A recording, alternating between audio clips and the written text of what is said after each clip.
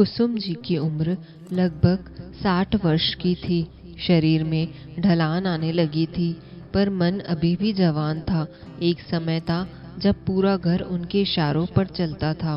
पति सरकारी अफसर थे, अब रिटायर हो चुके थे और बेटे बहुएं सब अपने अपने कामों में व्यस्त रहते थे। लेकिन आजकल उन्हें महसूस होता था कि इस घर में अब वह केवल एक बुजुर्ग बनकर रह गई हैं, जिनका काम है चुपचाप रहना। ज्यादा बोले तो झल्लाती है कहलाना, और कुछ कहे तो समझ नहीं रखती बोलकर चुप करा दिया जाना। सुबह के 5:30 बजे थे। कुसुम जी धीरे से उठी। रजाई से बाहर निकलना आसान नहीं था, लेकिन उनके संस्कार उन्हें जगाने लगे थे।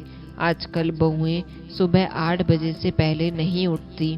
बेटा ऑफिस के कारण देर रात तक जागता है, सो सुबह तक सोता है, और पोता ऑनलाइन क्लास के बहाने फोन में बिजी रहता है। घर में सब कुछ है, सब सुविधा है, लेकिन वह अपनापन, वह संवाद और सम्मान कहीं गुम हो गया था।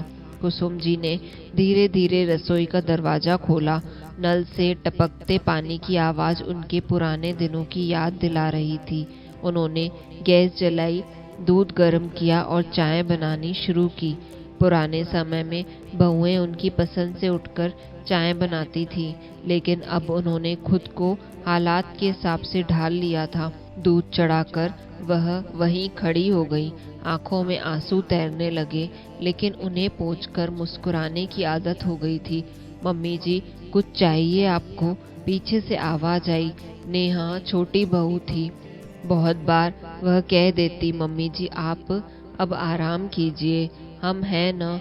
लेकिन वह हम हैं न केवल कहने भर का रह गया था। कुसुम जी ने हल्के से मुस्कुराते हुए कहा, नहीं बेटा, बस नींद खुल गई थी, सोचा चाय बना लूं। नेहा ने एक नज़र चूल्हे पर डाली और फिर फोन में व्यस्त हो गई। इतने में बड़ी बहू कविता भी उठ गई।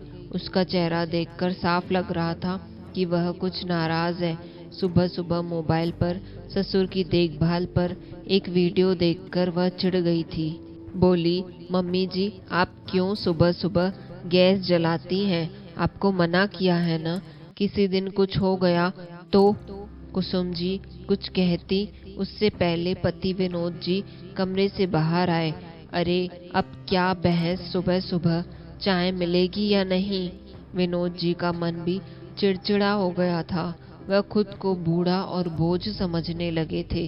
पहले जहां उनके सुझाव पर घर चलता था, अब बहुएं कहती, पापा जी जमाना बदल गया है, अब पुरानी बातें छोड़िए। बेटों का भी यही हाल था। वह सब अब अपना परिवार और करियर लेकर व्यस्त थे।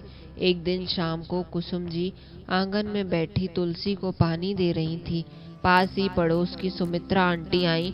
उन्होंने धीरे से पूछा, सब ठीक है ना कुसुम? कुछ उदास लग रही हो।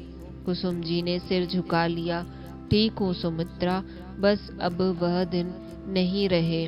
सुमित्रा ने लंबी सांस लेते हुए कहा, किसके रहे हैं बहन? अब तो बहू बेटे सब अपने हो जाते हैं, लेकिन अपनेपन का भाव नहीं बचा। हम तो अब बस नाम के माता पिता हैं। दूसरे दिन की सुबह एक घटना ने सब बदल दिया।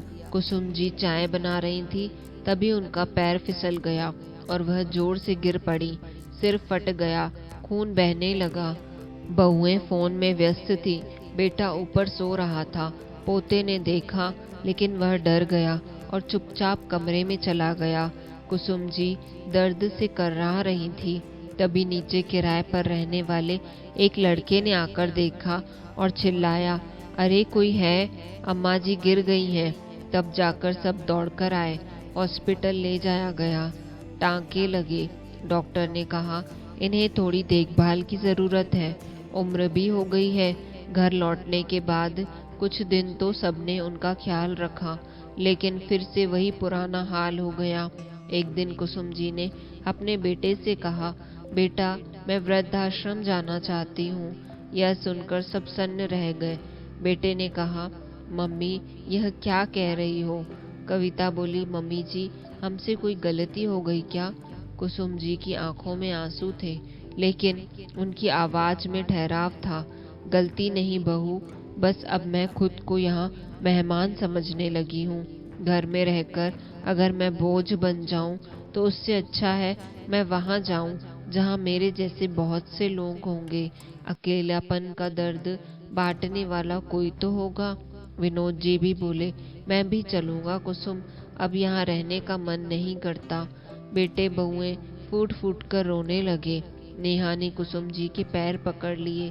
मम्मी जी, हमें माफ कर दो, हम आपकी भावनाएं समझ नहीं पाए।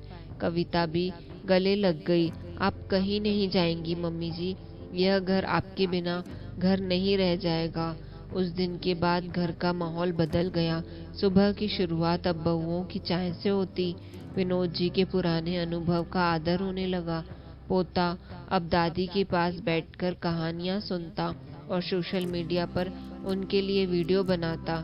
कुसुम जी मुस्कुराती और सोचती, बदलाव समय लेता है, लेकिन जब दिल से कोशिश हो तो रिश्ता फिर से महक उठता है। तो दोस्तों, आज की कहानी में बस इतना ही। मिलते हैं जल्दी ही अगली कहानी के साथ। तब तक के लिए आपसे विदा लेते हैं। धन्यवाद।